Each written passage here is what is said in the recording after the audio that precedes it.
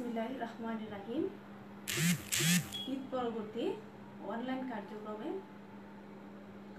শিক্ষার্থীবৃন্দ তোমাদেরকে স্বাগত। আসসালামু আলাইকুম সুপ্রিয় শিক্ষার্থী, আশা করি তোমরা সবাই ভালো আছো। লকডাউনের পরিধি আমাদের সময়সীমা একটু বৃদ্ধির কারণে আমাদের অনলাইন কার্যক্রমগুলো আমরা চালিয়ে যাচ্ছি এবং তোমাদের যে ইয়ার চেঞ্জ পরীক্ষার যে সংক্ষিপ্ত আমরা সিলেবাসটুকু দিয়েছিলাম সেই সিলেবাসটিকেও আমরা কিছুটা এখন বর্ধিত করেছি এবং পরবর্তী যে অধ্যায়গুলো বাদ ছিল সেই অধ্যায়গুলো নিয়ে আমরা এখন তোমাদেরকে চেষ্টা করব তোমাদের ক্লাসগুলো কন্টিনিউ করার জন্য। তো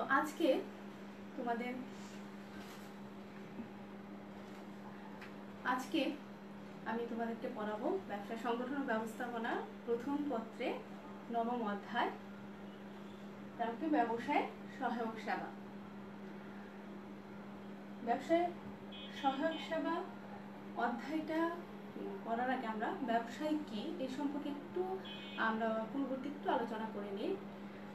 ব্যবসায় হচ্ছে মানুষের মুনাফা অর্জনের উদ্দেশ্যে যে কোনো বৈধ অর্থনৈতিক কর্মকাণ্ডকে আমরা ব্যবসা বলে থাকি। তোমরা অলরেডি ব্যবসা সংক্রান্ত অনেকগুলো চ্যাপ্টার আমরা পড়েছি। তো আমরা এই যে ব্যবসায় করতে গেলে ব্যবসা মানুষের জীবন জীবিকার একটি গুরুত্বপূর্ণ একটি মাধ্যম। এই গুরুত্বপূর্ণ ব্যবসায়িক কার্যক্রমটি চালানো কখনোই কোনো ব্যবসায়ী একার পক্ষে সম্ভব হয়ে ওঠে না। তাকে ব্যবসায়িক কার্যক্রমটা যদি সুষ্ঠুভাবে চালাতে হয় তাকে বিভিন্ন ধরনের সাহায্য সহযোগিতা, বিভিন্ন প্রতিষ্ঠানের সহযোগিতা তার প্রয়োজন হয়। তো এই যে একজন ব্যবসায়ী তখনই একটি ব্যবসা করার জন্য আগ্রহী হয় যখন সে বিভিন্ন ধরনের সাহায্য সহযোগিতা, ব্যবসায় রিলেটেড বিভিন্ন কর্মকাণ্ডে কাঙ্ক্ষিত সহযোগিতা পায়, তখনই একজন ব্যবসায়ী ব্যবসা করার জন্য আগ্রহী হয়। ব্যবসায় সহায়ক সেবা ধারণাটা পড়ানোর আগে ছোট্ট একটি গল্প তোমাদেরকে বলি।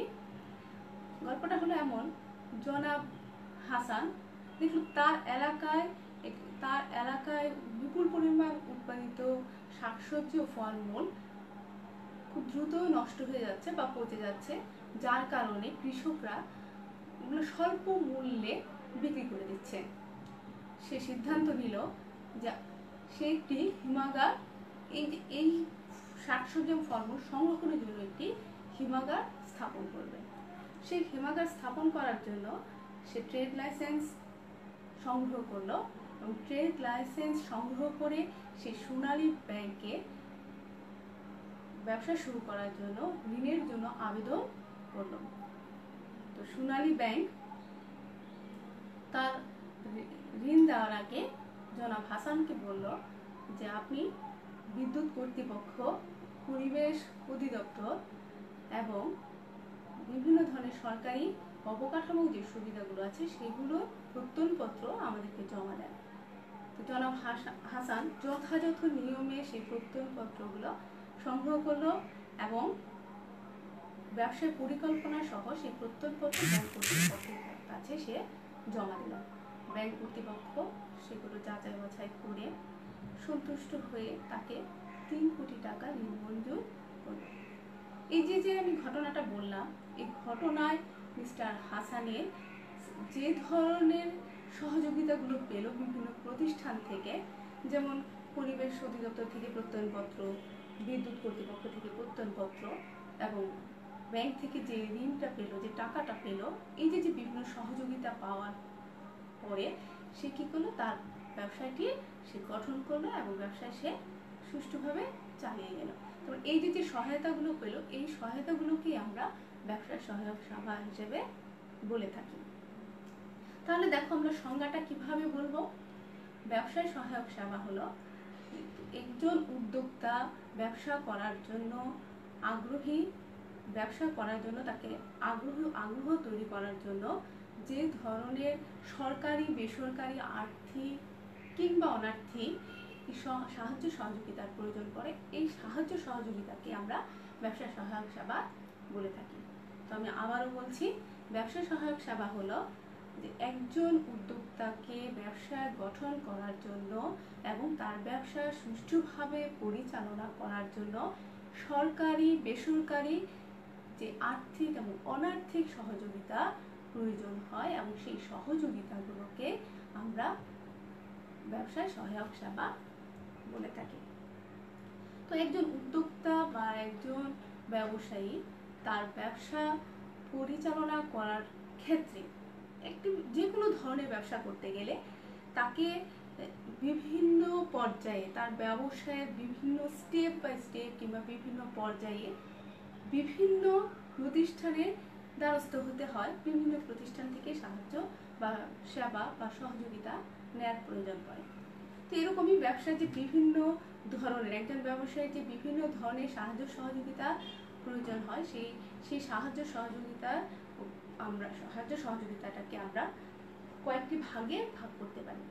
দেখো, ব্যবসায় সহায়ক সেবা, তো এই যে সাহায্য সহযোগিতার ধরন হিসেবে এটাকে আমরা তিনটা ভাগে ভাগ করি। তিনটা ভাগগুলো হলো, এক হলো উদ্দীপনামূলক সহায়ক সেবা,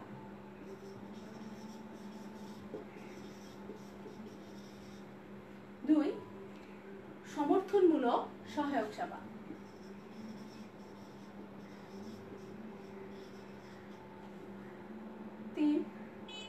তিন কি আছে সংরক্ষণমূলক।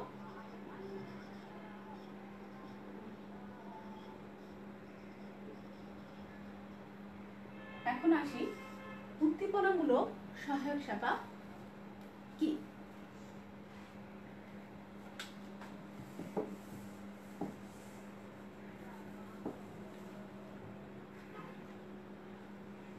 উদ্দীপনামূলক সহায়ক সেবা হলো যখন একজন উদ্যোক্তা বা নতুন কোনো ব্যবসায়ী নতুন কিছু করার জন্য আগ্রহী হয় এবং তাকে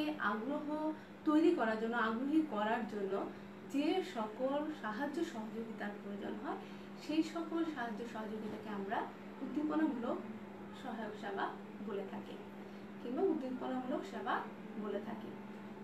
একজন নতুন উদ্যোক্তা সে নতুন একটি ব্যবসার সম্পর্কে সে চিন্তা করলো যে আমি এই ব্যবসাটা করব, কিন্তু সে চিন্তা করে সে পরক্ষণেই কিন্তু আবার সে চিন্তা করে যে আমি যে ব্যবসাটা করব এই সম্পর্কে তো আমার কোনো ধারণা নেই। সাপোজ যে তুমি একটি মুরগির ফার্ম করবা, চিন্তা করলে যে আমি মুরগির ফার্মে ব্যবসা করব। তো মুরগির ফার্মে ব্যবসা করতে গেলে তোমাকে প্রথমে তোমার মাথায় আসবে যে আমি যদি ফার্মের ব্যবসা করতে যাই তার সর্বপ্রথম আমাকে জানতে হবে যে মুরগি লালন পালন আসলে কিভাবে করে। তাহলে এই সম্পর্কে আমার একটি ধারণা প্রয়োজন, আর এই সম্পর্কে যদি আমার ধারণা আমি নিতে পারি তাহলেই কিন্তু আমি সেই ব্যবসা করার জন্য উদ্যোগী হব। তাহলে এই যে দেখো, আমি মুরগির ফার্ম করব এবং মুরগির ফার্ম করতে গেলে আমার যেই ধরনের যে সাহায্যটা প্রয়োজন, এই ধরনের সাহায্য যে সকল প্রতিষ্ঠান আমাদেরকে দিয়ে থাকে তারা কিভাবে সাহায্য করে, তোমাকে আগ্রহী কিভাবে করে, বিভিন্ন ধরনের প্রশিক্ষণের মাধ্যমে তোমাকে প্রশিক্ষিত এবং অভিজ্ঞতা সম্পন্ন করে তোলে। এতে তুমি ওই বিষয় সম্পর্কে জানতে পারো এবং ওই বিষয় সম্পর্কে কাজ করতে গেলে তোমার ভয় এবং দ্বিধাদ্বন্দ্ব সেটা তোমার দূর হয়। তোমার জিনিসটা জানা থাকলেই তোমার সেই দ্বিধাদ্বন্দ্ব দূর হবে। আর এই দ্বিধাদ্বন্দ্ব দূর করতে যে সকল প্রতিষ্ঠান কাজ করছে সেই সকল প্রতিষ্ঠানকে আমরা উদ্দীপনামূলক সহায়ক সেবাদানকারী প্রতিষ্ঠান বলে থাকি। বাংলাদেশে উদ্দীপনামূলক সেবা দেওয়ার জন্য বিভিন্ন উদ্যোক্তা শ্রেণী গড়ে তোলার জন্য বাংলাদেশ সরকার বলো বেসরকারি পর্যায়ে বলো বিভিন্ন ধরনের প্রতিষ্ঠান অলরেডি আমাদের দেশে আছে এবং বিভিন্ন ধরনের বেসরকারি প্রতিষ্ঠান এনজিও আমাদের দেশে এগুলো আরো হচ্ছে। যেমন উদ্দীপনামূলক সহায়তা সমাধানকারী প্রতিষ্ঠানের মধ্যে উল্লেখযোগ্য কিছু প্রতিষ্ঠান আছে। যেমন আমরা জানি যুব অধিদপ্তর কি করা হয়, বেকার যুবকদেরকে বিভিন্ন ধরনের ট্রেনিং এর মাধ্যমে তাদেরকে উদ্যোক্তা হওয়ার জন্য আগ্রহী করা হয়। এছাড়াও আছে যুব প্রশিক্ষণ কেন্দ্র, আছে মহিলা অধিদপ্তরের মাধ্যমে বিভিন্ন ধরনের নারী উদ্যোক্তা মহিলা উদ্যোক্তা তৈরি করার পদক্ষেপ নেওয়া হয়। এছাড়া আছে মহিলা প্রশিক্ষণ কেন্দ্র, এছাড়াও আছে বাংলাদেশ শিল্প রসায়ন কর্পোরেশনগুলো, যেগুলো বিভিন্ন ধরনের প্রশিক্ষণের মাধ্যমে বিভিন্ন উদ্যোক্তা শ্রেণীকে ব্যবসা করার জন্য আগ্রহী করে তোলে। তাহলে আমি কি বুঝাতে পারলাম তোমাদের উদ্দীপনামূলক সহায়ক সেবাটা কি? তো উদ্দীপনামূলক সহায়ক সেবা যখন একজন ব্যক্তির মধ্যে কিংবা একজন উদ্যোক্তার মধ্যে যখন এই ধরনের ব্যবসা করার জন্য আগ্রহ তৈরি হবে, পরবর্তী কাজ কি, সে ট্রেনিং নিয়ে কিংবা আগ্রহ তৈরি হওয়ার পর বসে কিন্তু থাকে না। আমরা অনেকেই যারা ট্রেনিং নেয় তারা ট্রেনিংয়ের পরবর্তী তাদের কাজ কি, যে আমি যেটা শিখলাম সেটাকে আমি বাস্তবে প্রয়োগ করা। তাহলে দেখো, এই উদ্দীপনামূলক যে আগ্রহী করার পরবর্তী কাজ, পরবর্তী যে স্টেপটা আছে সেটা হচ্ছে সমর্থন মূলক সেবা। একজন উদ্যোক্তা আগ্রহী হওয়ার পর, ব্যবসা করার জন্য আগ্রহী হওয়ার পর তার পরবর্তী কাজ বাস্তবে সে করতে গেলে, গঠন করতে গেলে তাকে যে ধরনের সেবা সহযোগিতার প্রয়োজন হয় সেই ধরনের সেবাকে আমরা সমর্থনমূলক সেবা বলে থাকি। দেখো, আমি আবারও বলছি, যখন একজন উদ্যোক্তার মধ্যে বিভিন্ন কোনো ব্যবসা করার জন্য আগ্রহ তৈরি হওয়ার পর সেই ব্যবসাটা বাস্তবে গঠন করতে গেলে তাকে তার যে ধরনের সেবা বা সাহায্য বা সহযোগিতার প্রয়োজন হয় সেই ধরনের সেবাকে আমরা কি বলতে পারি? সমর্থনমূলক সেবা বলতে পারি। দেখো, একজন উদ্যোক্তা যখন একটি ব্যবসা করতে যাবে, বাস্তবে করতে যাবে, তাকে সর্বপ্রথমে কিন্তু তার কি প্রয়োজন? পুঁজির প্রয়োজন। যে কোনো ধরনের তুমি ব্যবসা করতে যাও না কেন, তোমার সর্বপ্রথম পুঁজি দরকার। তাহলে তোমাকে পুঁজি জোগাড় করার জন্য কিংবা অর্থ জোগাড় করার জন্য তোমাকে বিভিন্ন প্রতিষ্ঠানের দ্বারস্থ হতে হয়। এছাড়াও তুমি যদি বিভিন্ন শিল্প কারখানা গড়তে যাও, তাহলে তোমাকে শিল্প কারখানা গড়তে গেলে তোমাকে ট্রেড লাইসেন্স কিংবা নিবন্ধন এগুলো তোমাকে সংগ্রহ করতে হবে। তুমি যদি এগুলো ছাড়া, রেজিস্ট্রেশন ছাড়া তুমি যদি কোনো কারখানা করো, তাহলে সেটাকে কি অবৈধ হিসেবে গণ্য করা হয়। তাহলে কি তোমাকে, দেখো, শিল্প কারখানা গড়তে গেলেও তোমাকে কি করতে হচ্ছে? বিভিন্ন ধরনের ট্রেড লাইসেন্স বলো কিংবা রেজিস্ট্রি করার প্রয়োজন হয়। তাহলে এই রেজিস্ট্রি করতে গেলে আমাকে বিভিন্ন প্রতিষ্ঠানের কাছে, বিভিন্ন নিবন্ধক প্রতিষ্ঠানের কাছে আমাকে যেতে হয়। এছাড়াও তুমি যদি ছোট্ট একটি দোকান ব্যবসাও করো, সেখানেও কিন্তু তোমার কি দরকার? পুঁজি দরকার এবং বিভিন্ন ধরনের সহযোগিতা প্রয়োজন, কারণ তুমি একার পক্ষে তোমার ব্যবসা কন্টিনিউ করা সম্ভব না। তাহলে এই যে তোমার ব্যবসাটা করার জন্য, বাস্তবে করার জন্য যে সকল প্রতিষ্ঠান তোমাকে সহযোগিতা করতেছে, ব্যবসা করার জন্য তোমাকে হেল্প করতেছে, বিভিন্ন অবকাঠামোগত বলো, বিভিন্ন সার্টিফিকেট দিয়ে বলো, তাহলে এই ধরনের সেবাকে আমরা বলি সমর্থনমূলক সেবা। তো উদ্দীপনামূলক সেবার মতো বাংলাদেশে সমর্থনমূলক সেবাদানকারী প্রতিষ্ঠানও বেশ কিছু আছে, এবং তার মধ্যে উল্লেখযোগ্য কিছু নাম আমি বলছি, যেগুলো হলো বাংলাদেশ শিল্প ক্ষুদ্র ও শিল্প সংস্থা, বাংলাদেশ ক্ষুদ্র শিল্প কুটির শিল্প সংস্থা, Bangladesh basic bank limited, Bangladesh কর্মসংস্থান ব্যাংক, বাংলাদেশ লাইসেন্সিং কোম্পানি। এই যে নামগুলো আমি বললাম, এগুলো কি করছে? তোমাকে ব্যবসায় করার জন্য বিভিন্নভাবে তোমাকে সহযোগিতা করে থাকবে। তাহলে দেখো, আমি এই কাজটা যখন একজন বাস্তবে প্রয়োগ করার পর, একজন ব্যবসায়ী যখন একটি ব্যবসা অলরেডি বিভিন্ন প্রতিষ্ঠানের কাছ থেকে সহযোগিতা নিয়ে তার ব্যবসা পরিচালনা করছে, এর পরবর্তী কাজ তার ব্যবসাটা কন্টিনিউ করার জন্য, আমি আমার ব্যবসাটা গঠন করার জন্য আমি যে উদ্দেশ্য নিয়ে কিংবা যে আগ্রহ নিয়ে আমি ব্যবসাটা শুরু করছি, সেই ব্যবসাটা সেই আগ্রহ নিয়ে যেন আমি দীর্ঘায়িত করতে পারি, সেই দীর্ঘায়িত করতে গেলে আমাকে যে সকল প্রতিষ্ঠানের সাহায্য বা সহযোগিতার প্রয়োজন হয়, সেই ধরনের সেবা বা সহযোগিতাকে আমরা বলি সংরক্ষণমূলক সেবা।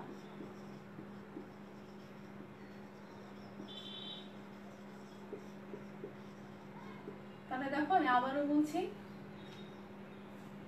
যখন একজন উদ্যোক্তা বাস্তবে ব্যবসা প্রয়োগ করার পর, তার ব্যবসা শুরু করার পর, তার ব্যবসাটাকে স্মুথলি চালানোর জন্য বা সুন্দরভাবে পরিচালনা করার জন্য আরও বেশি উদ্যোগী হয়ে নতুন নতুন পণ্য শাড়ি তার ব্যবসার মধ্যে আরও অ্যাড করার জন্য তাকে যে সেবা বা সহযোগিতা দেওয়া হয় এবং যেসব প্রতিষ্ঠান এসব সেবা বা সহযোগিতা দেয় সেসবকে আমরা বলি সংরক্ষণমূলক সেবা।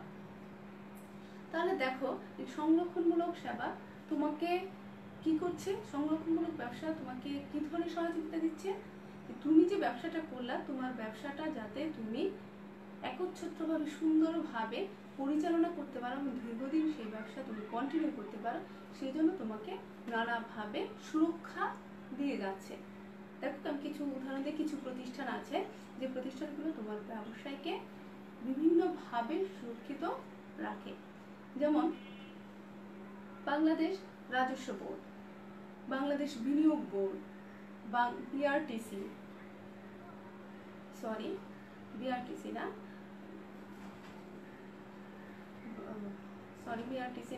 বাংলাদেশ তাঁত বোর্ড, বাংলাদেশ প্রাণী সম্পদ অধিদপ্তর, মৎস্য অধিদপ্তর, বাংলাদেশ বিএসটিআই, তারপরে আছে তোমাদের এছাড়াও তোমার বাংলাদেশ যে প্যাটেন্ট ডিজাইন ও ট্রেডমার্ক যে অধিদপ্তর আছে, এগুলো কিন্তু তোমাকে ব্যবসায় কন্টিনিউ করার জন্য তোমাকে নানাভাবে সহযোগিতা করে যায়। কিভাবে করছে দেখো, আমি যদি প্যাটেন্ট কিংবা কপিরাইট নিবন্ধনের কথাই যদি বলি, প্যাটেন্টের মাধ্যমে কি হচ্ছে, তুমি তোমার যে ব্যবসা তুমি নতুন একটি পণ্য তৈরি করলা, তোমার পণ্যে যাতে তুমি একচ্ছত্রভাবে অধিকার খাটাতে পারো, তোমার পণ্য যাতে অন্য কেউ নকল না করে, সেজন্য কি করি আমরা, প্যাটেন্ট আমার পণ্যের উপর আমার প্যাটেন্ট আমি করে রাখি, যাতে কি হয় আমার পণ্য কেউ নকল করলে আমি সেই তার বিরুদ্ধে মামলা করতে পারি এবং আমি এককভাবে আমার তৈরিকৃত পণ্য নিয়ে আমি সামনের দিকে এগোতে পারি। এর ফলে কি হবে, এই প্যাটেন্ট থাকার কারণে যে কোনো নতুন নতুন উদ্যোক্তা যে নতুন নতুন পণ্য বা শিল্প যে জিনিসগুলো তৈরি করছে, তারা সেই জিনিসগুলো আরও নতুন করে তৈরি করার জন্য আগ্রহী হয় এবং তারা তাদের বর্তমান পণ্যটাকে আরও সামনের দিকে নিয়ে যেতে পারে। এছাড়াও আছে দেখো বিভিন্ন ধরনের, আমরা জানি লেখক, প্রকাশক এবং গায়ক, শিল্পী, তারা তাদের সৃষ্ট কর্মের উপর কিন্তু কপিরাইট আইন করে রাখে।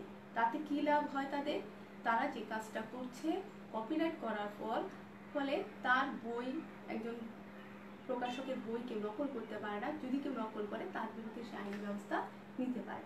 আর যদি কপিরাইট আইনে সে যদি নিবন্ধিত না করে, তাহলে তার তার পণ্যটা অন্য কেউ সহজেই নকল করতে পারে। তাহলে দেখো এই যে বিভিন্ন ধরনের প্যাটেন্ট বলো, কপিরাইট বলো, তারপরে বিএসটিআই বলো, এগুলো কি করছে, তোমাকে তোমার ব্যবসায় কন্টিনিউ করার জন্য তারা তোমাকে সহযোগিতা করছে, যার কারণে তুমি স্মুথলি ব্যবসাটা করতে পারবা। তাহলে দেখো আমরা সহায়ক সেবার তিনটা জিনিস বললাম, যে তিনটা একটা আরেকটার সাথে ওতপ্রোতভাবে জড়িত। দেখো তুমি ব্যবসা করতে গেলে তোমাকে বিভিন্ন ধরনের কি নিতে হয়, সাহায্য সহযোগিতা নিতে হয়। এই সাহায্য সহযোগিতাগুলো কি, প্রথমত আমি ব্যবসা যাতে করি সেজন্য আমাকে বিভিন্ন ধরনের সাহায্য কিংবা আগ্রহ তৈরি করতেছি বিভিন্ন ধরনের প্রশিক্ষণের মাধ্যমে। তার পরবর্তী কি হচ্ছে, তুমি যাতে প্রশিক্ষণ প্রাপ্ত হওয়ার পর তুমি যাতে ব্যবসাটা বাস্তবে গঠন করতে পারো, সেজন্য তোমাকে আর্থিক কিংবা অনার্থিকভাবে তোমাকে সাহায্য করছে। এবং সেই সাহায্য নিয়ে যখন তুমি তোমার ব্যবসা চালাতে যাবা এবং চালাতে গেলে যাতে কোনো প্রতিবন্ধকতা বা বাধা না হয়, সেজন্য তোমাকে বিভিন্নভাবে সংরক্ষণমূলক সেবা তোমাকে দিয়ে যাচ্ছে, যাতে তুমি তোমার ব্যবসাটা সুন্দরভাবে করতে পারো। ঠিক আছে, তাহলে আমরা ব্যবসায় সহায়ক সেবা কি এবং ব্যবসায় সহায়ক সেবার ধরন বা প্রকারভেদ কিংবা এর কোন কোন উৎস থেকে আমরা এই সেবাগুলো পাচ্ছি সেগুলো আমরা ডিটেলস পড়লাম। তোমরা একটু বই থেকে আবারও ডিটেলস পড়ে নিবা। ঠিক আছে,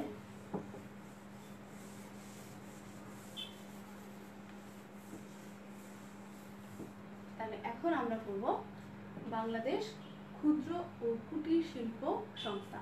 আমরা এই অধ্যায়টা আমাদের ব্যবসায় সহায়ক সেবা অধ্যায়টার মধ্যে তোমাদের বিভিন্ন ধরনের সংস্থার ব্যাখ্যা দেওয়া আছে, যেগুলো থেকে তোমাদের উদ্দীপক আসে। এক একটা সংস্থাগুলো কিন্তু গুরুত্বপূর্ণ যে সংস্থাগুলো সেগুলো আগে জোরালোভাবে ভালোভাবে পড়িয়ে দিব তোমাদেরকে।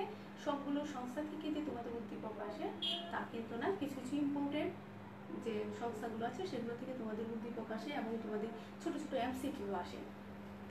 তো সেরকম একটা সংস্থা হলো বাংলাদেশ ক্ষুদ্র ও কুটির শিল্প সংস্থা।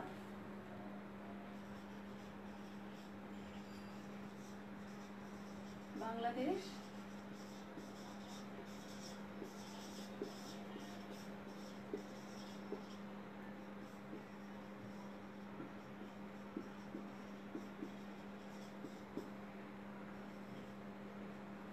দেখো এখানে যে সংস্থাগুলো আছে তোমাদের এই অধ্যায়ে, যে অনেকগুলো সংস্থা আছে, আমি আস্তে আস্তে পড়াবো।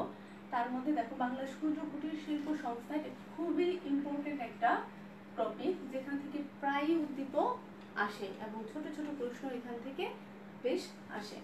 তো বাংলাদেশ ক্ষুদ্র কুটির শিল্প সংস্থা, যে ইংরেজি যে নামটা আছে, মানে এটা ইংরেজি যে অংশটা, সেইটা কিন্তু খুবই ইম্পর্টেন্ট এবং ফুল মিনিং প্রায় আসে। যেমন এটা ইংরেজিটা কি হচ্ছে, Bangladesh small and cottage industries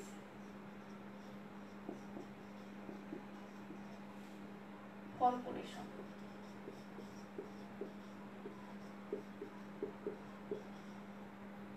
যেটাকে সংক্ষেপে আমরা মোটামুটি সবাই চিনি বিসিক নামে।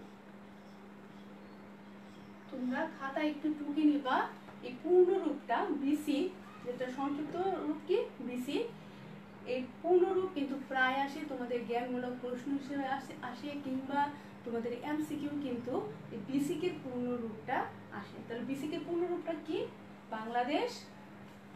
Bangladesh small and cottage industries corporation. ঠিক আছে, তো Bangladesh small and cottage industries corporation মানে কি, বাংলাদেশ ক্ষুদ্র কুটির শিল্প সংস্থা মূলত কি?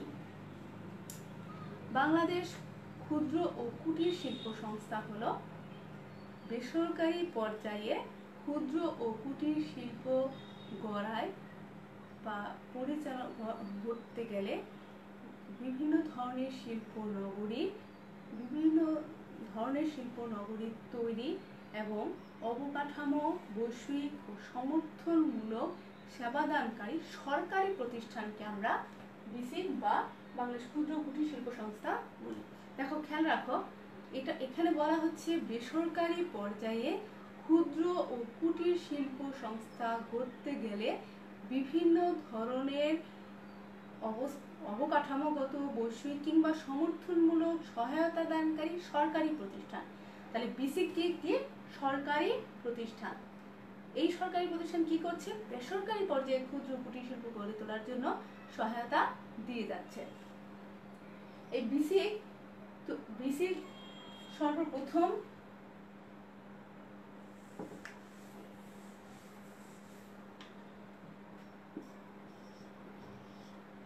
1957 সালে, তখন তো আমাদের দেশ আসলে বাংলাদেশ ছিল না, তখন ছিল পূর্ব পাকিস্তান। সেই 1957 সালে 30শে মের দিকে এটি পূর্ব পাকিস্তান ক্ষুদ্র ও কুটির শিল্প সংস্থা নামে পরিচিতি, মানে শিল্প মন্ত্রণালয়ের একটি স্বায়ত্তশাসিত প্রতিষ্ঠান হিসেবে প্রতিষ্ঠা লাভ করে। তাহলে কত সালে, 1957 সালে সে পূর্ব পাকিস্তান। পরবর্তীতে স্বাধীনতার পরবর্তীতে 1973 সালে পরবর্তীতে যখন আমাদের বাংলাদেশের আবির্ভাব হয়, বাংলাদেশ নামে ক্ষুদ্র ভূখণ্ড যখন হয়, তখন এই পূর্ব পাকিস্তান ক্ষুদ্র কুটির শিল্প সংস্থাকে কি করা হয়, তখনকার সরকারি নোটিফিকেশনের মাধ্যমে এটাকে বাংলাদেশ ক্ষুদ্র কুটির শিল্প সংস্থাকে দুইটা ভাগে ভাগ করা হয়। সেই দুইটা ভাগ কি, বাংলাদেশ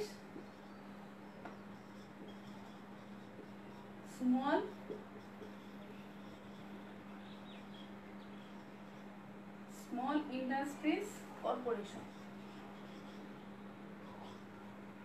আরেকটা নাম কি, বাংলাদেশ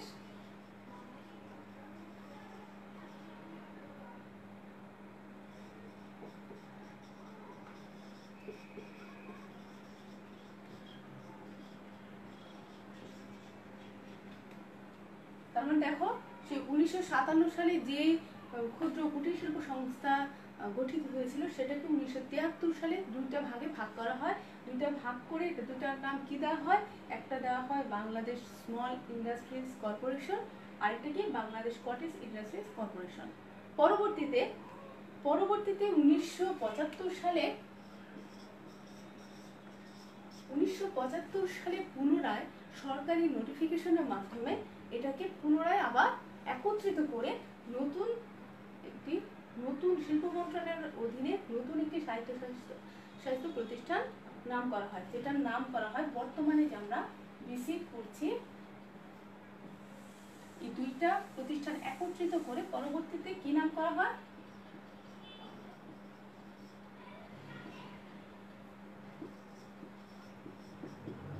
বিসিক, যেটা বাংলাদেশ ক্ষুদ্র ও কুটির শিল্প সংস্থা। মনে রাখো তোমরা 1957 সালে প্রথমে এটা প্রতিষ্ঠিত হয় পূর্ব পাকিস্তান ক্ষুদ্র কুটির শিল্প সংস্থা নামে। পরবর্তীতে 1973 সালে এটাকে দুটো ভাগে ভাগ করা হয় এবং এর পরবর্তীতে এরই ধারাবাহিকতায় 1975 সালে সেটাকে আবারও সরকারি নোটিফিকেশনের মাধ্যমে বাংলাদেশ ক্ষুদ্র কুটির শিল্প সংস্থা নামে নতুন একটি সংস্থা হিসেবে আবারও আবির্ভাব হয় এবং সেই বিসিকে বর্তমানে এখন পর্যন্ত আছে। এবং এই বিসিকে মূল কাজ কি হচ্ছে? বেসরকারি পর্যায়ে বিভিন্ন ধরনের ক্ষুদ্র কুটির এবং গ্রামীণ অবকাঠামোগত উন্নয়ন, শিল্পের উন্নয়নের জন্য বিভিন্ন ধরনের সাহায্য সহযোগিতা দিয়ে আসছে, একমাত্র সরকারি প্রতিষ্ঠান হিসেবে সুষ্ঠুভাবে দায়িত্ব পালন করে আসছে। এতে কি হচ্ছে? আমরা ছোট্ট ক্ষুদ্র শিল্প প্রতিষ্ঠান এবং কুটির শিল্প গড়ে তুলতে বিসিক নানাভাবে আমাদেরকে সহায়তা করে যাচ্ছে। তাহলে দেখো এই বিসিকের মূল কাজ বা বিসিকের মূল উদ্দেশ্য কি? তাহলে বিসিক কি আমরা বললাম, তাহলে বিসিকের উদ্দেশ্য হলো, বিসিকের মূল উদ্দেশ্য হচ্ছে সার্বিকভাবে একটি দেশের উৎপাদনের পরিমাণ বৃদ্ধি করা। কি বললাম? সার্বিকভাবে একটি দেশের উৎপাদন বৃদ্ধি করা, দেশের কর্মসংস্থান সৃষ্টি করা এবং একটা দেশের দারিদ্র্য বিমোচন করা।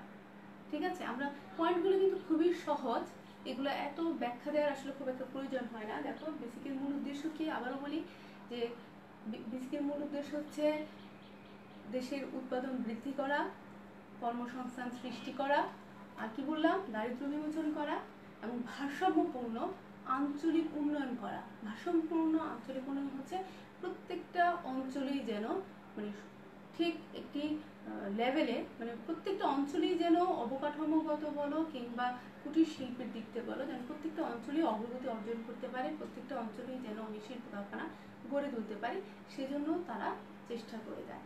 এছাড়াও একটা দেশের আর্থসামাজিক উন্নয়ন করা, এবং দেশের সম্পদ মানব সম্পদ এবং অর্থগত যে সম্পদ, এই সম্পদের যথাযথ ব্যবহার করা। ঠিক আছে, তো আবার আমি বলি উদ্দেশ্যগুলো। দেখো তাহলে কি বললাম? উদ্দেশ্যগুলো: এক, উৎপাদন বৃদ্ধি, কর্মসংস্থান তৈরি,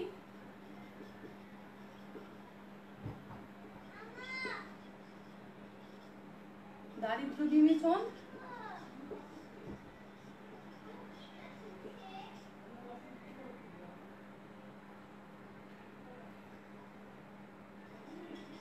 ভারসাম্যপূর্ণ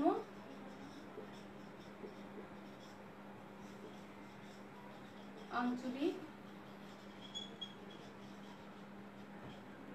উন্নয়ন, আর্থসামাজিক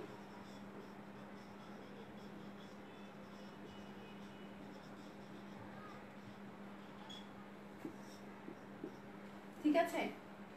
তো আমি মূল উদ্দেশ্য তাহলে দেখো ক্ষুদ্র কুটির শিল্প সংস্থার মূল উদ্দেশ্যগুলো কি?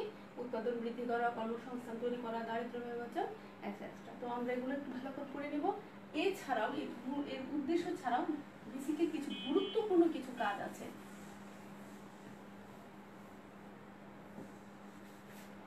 শিল্প মন্ত্রণালয়ের অধীনে বিসিকের কিছু গুরুত্বপূর্ণ কাজগুলো হলো দেখো আমি মুখে বলে যাই, তোমরা একটু টুকে নিতে পারো। ক্ষুদ্র ও কুটির শিল্প সংক্রান্ত বিভিন্ন ধরনের তথ্য সরবরাহ এবং উৎসাহ দান।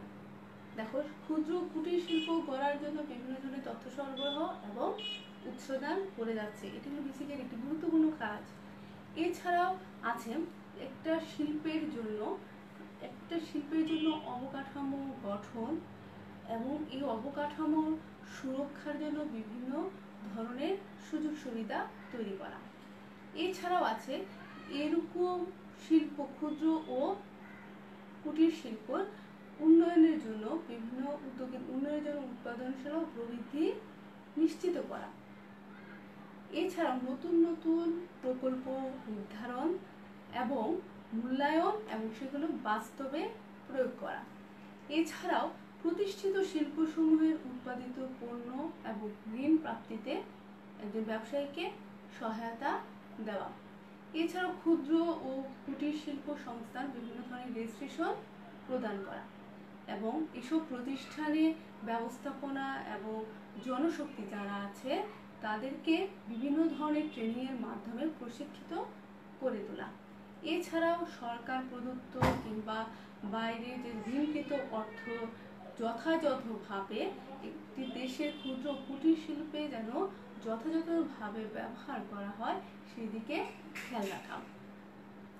তাহলে দেখো আমরা কাজগুলোতে তাহলে সারমর্ম কি, বেসিকের মূল কাজগুলো ক্ষুদ্র কুটির শিল্প সংক্রান্ত সহায়তা এবং তথ্য দিয়ে সাহায্য সহযোগিতা করা এবং ক্ষুদ্র কুটির শিল্প গড়ে তোলার জন্য বিভিন্ন ধরনের অবকাঠামোগত সুবিধা দেওয়া এবং অবকাঠামোগত সুবিধার সুরক্ষা করা।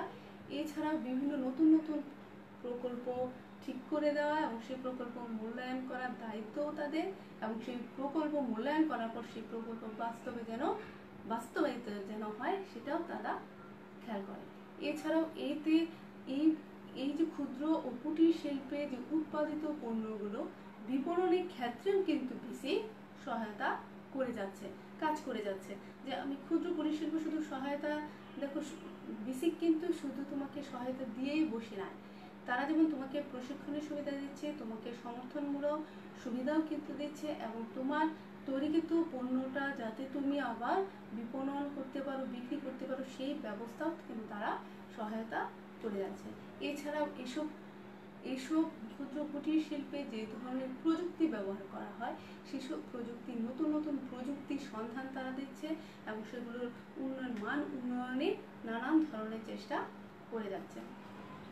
তো ঠিক আছে, বইয়ে আর এই সংক্রান্ত তোমাদের যে পাঠ্য বই আছে সেই পাঠ্য বই দেখবে এই সংক্রান্ত আরো ডিটেলস লেখা আছে, আমরা সেগুলো পড়ে নিব। ঠিক আছে, তাহলে আরেকটা টপিক, ছোট আরেকটা টপিক তোমাদের আজকে পড়াইয়ে দিই।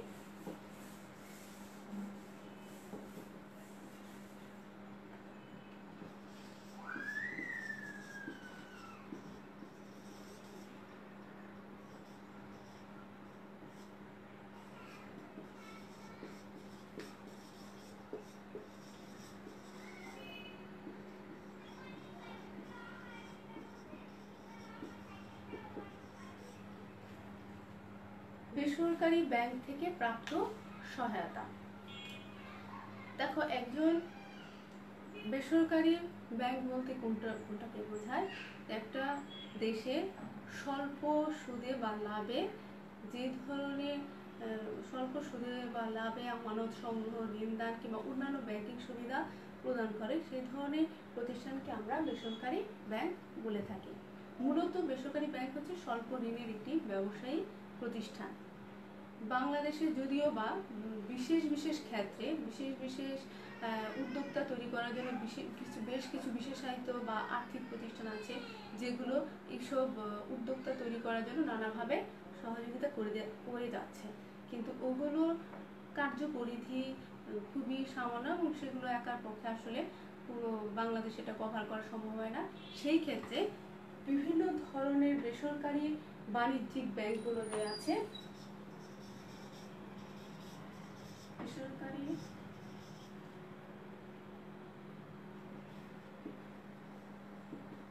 বিভিন্ন যে সরকারি বেসরকারি যে বাণিজ্যিক ব্যাংকগুলো আছে, মূলত বাণিজ্যিক ব্যাংক সেগুলোকে একজন উদ্যোক্তা শ্রেণী গড়ার জন্য নানাভাবে সহায়তা করে যাচ্ছে।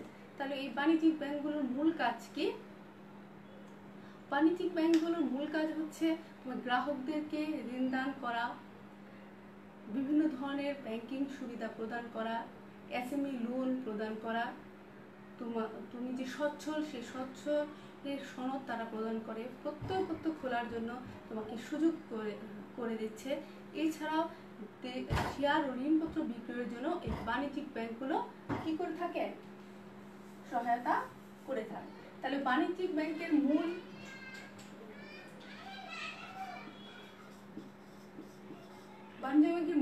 সহায়তাগুলো কি কি? ঋণ দান করা, গ্রাহকদের ঋণ দিয়ে সহায়তা করছে, এসএমই লোন প্রদান করছে, বিভিন্ন ধরনের প্রত্যয়পত্র খোলার সুযোগ দিচ্ছে, সচ্ছলতার সার্টিফিকেট দিচ্ছে, এছাড়াও বিভিন্ন ধরনের ব্যাংকিং সেবা সহায়তা দিয়ে যাচ্ছে। শেয়ার ও ঋণপত্র বিক্রিও কিন্তু বাণিজ্যিক ব্যাংকগুলো সহায়তা করে যাচ্ছে। আমরা জানি বাংলাদেশে বাণিজ্যিক ব্যাংক, সরকারি বাণিজ্যিক ব্যাংক আছে, রাষ্ট্রায়ত্ত বাণিজ্যিক ব্যাংক কয়টি? 4টি। কি কি ছিল? জনতা, অগ্রণী, সোনালী।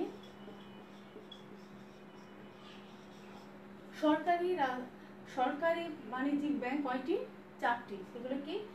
সোনালী, জনতা, অগ্রণী, রূপালী। এই 4টা রাষ্ট্রায়ত্ত ব্যাংক, বাণিজ্যিক ব্যাংক বিভিন্নভাবে গ্রাহকদেরকে বা উদ্যোক্তাদের বিভিন্ন ব্যবসা করার জন্য বিভিন্নভাবে সহযোগিতা করে আছে। এছাড়াও রাষ্ট্রায়ত্ত কিছু বিশেষায়িত ব্যাংক আছে, সেগুলো হচ্ছে বাংলাদেশ উন্নয়ন ব্যাংক,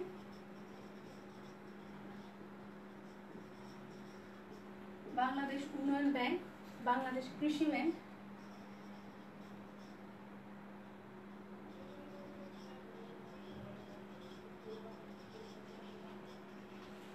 রাজশাহী উন্নয়ন ব্যাংক,